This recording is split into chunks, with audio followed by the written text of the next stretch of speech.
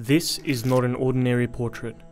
It's called The Fortunate Slave, and it was painted in 1734 by the English painter William Hall.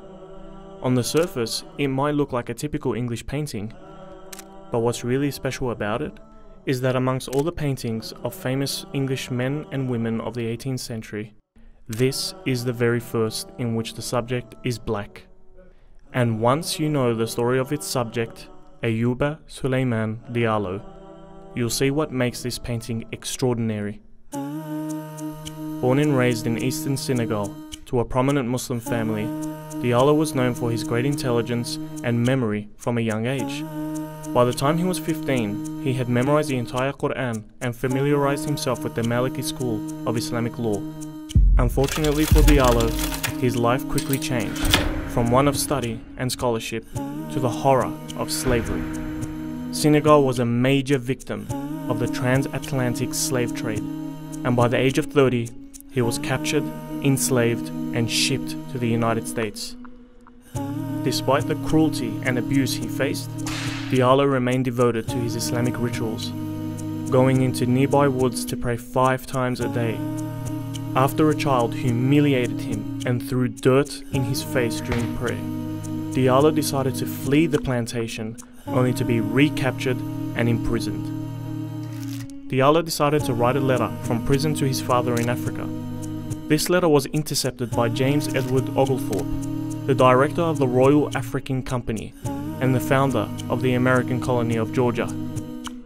Upon reading it, Oglethorpe wrote that he was touched by Diallo's words and arranged that Diallo was to be freed and sent over to England.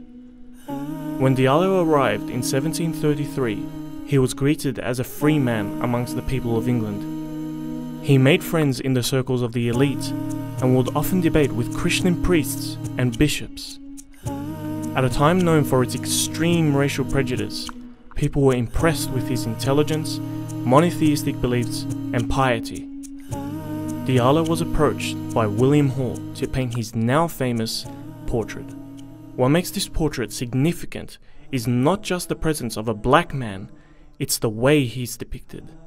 When people of African descent were painted in the 18th century, they were almost always shown in racist and demeaning ways. Facial features were exaggerated unnaturally, and they were never the subject of the painting, usually being reduced to the background as scary and inhuman figures. This portrait was the first to depict an African Muslim ex-slave as not only human, but noble.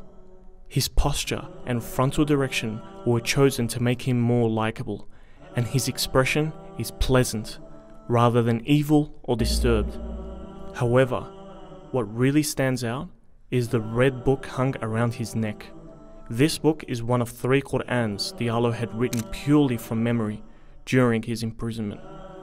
In many ways, this portrait sums up his incredible story. A profoundly religious West African man, enslaved and abused, who won respect and freedom from a society that believed he was inferior, and who throughout his years in slavery never lost pride in his identity as a black Muslim.